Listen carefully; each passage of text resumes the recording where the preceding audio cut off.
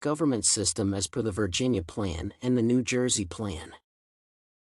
Both the Virginia and the New Jersey plans aimed at improving the administrative organs, both at the national and state levels, even though several differences existed between the two proposals.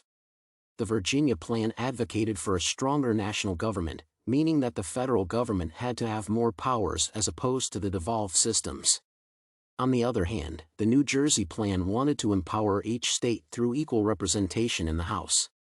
The Virginia Plan suggested a stronger nationwide administration with sufficient powers to create and implement the laws, as well as assemble taxes.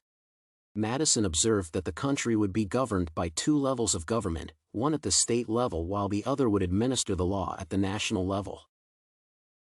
The system was referred to as the federal system of government, as it would enable equality in the sense that the state with many people will have many representatives. Unfortunately, smaller states never favor the plan because it gave bigger states undue advantage, implying that developing states would not have a say in government. This strained smaller states to the extent of presenting an analogous plan under the name New Jersey Plan, which recommended a single house with the assertion that it would facilitate equal distribution of power among states.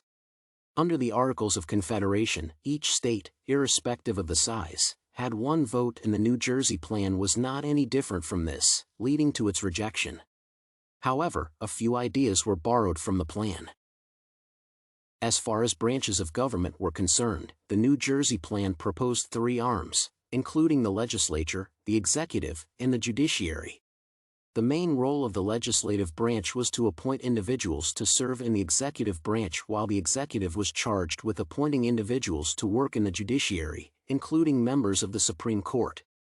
In terms of the structure of the legislature, the New Jersey Plan campaigned for a unicameral House, and each state had to have only a single representative, as this would distribute power equally among all states, irrespective of the size.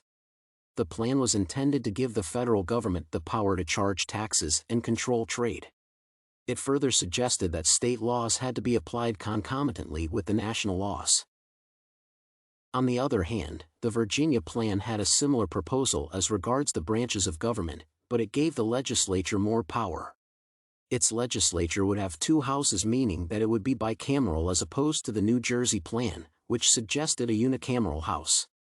The people would choose by ballot members of the House of Representatives openly, while state parliament would be charged with the role of voting for members of the governing body, Senate. The judiciary had a different role in the Virginia Plan, since it was expected to arbitrate on the conflicts between states, eliminate unconstitutional laws, and employ all tactics in enforcing laws, including the use of military personnel. Indeed, there was a structural difference between the two plans, which was mainly in terms of governmental operation.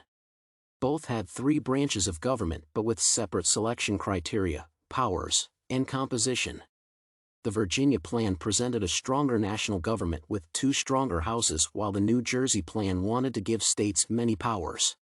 Legislators would be chosen directly by people in the New Jersey Plan, and only one person would represent the state, irrespective of its size.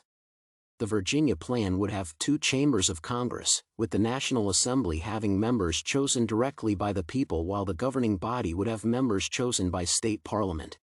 Each plan proposed that a member would represent his state for 4 years, but the powers of such representatives were different because the Virginia Plan wanted the representatives to have many powers, while the New Jersey Plan was of the view that power had to be retained at the state level. The New Jersey Plan denied the legislature the power to act, while the Virginia Plan wanted to cut the powers of the executive by making the legislature stronger. Both plans suggested that the executive would be composed of the president, the vice president, and the cabinet, but the mode of selection was different. The Virginia Plan wanted the legislature to elect the president, but the New Jersey Plan was of a different view, as it wanted the head of state to be elected directly through popular vote. Both plans gave the president the power to appoint judicial members, but the Virginia Plan demanded that any appointment that the president made have to be approved by the legislature. The president would appoint members of the Supreme Court, and the role of the Congress was to approve the names.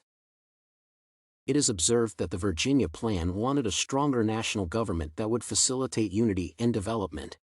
Based on this, the plan aimed at empowering the federal government, since it explained the powers of each arm of government, as well as the level of government.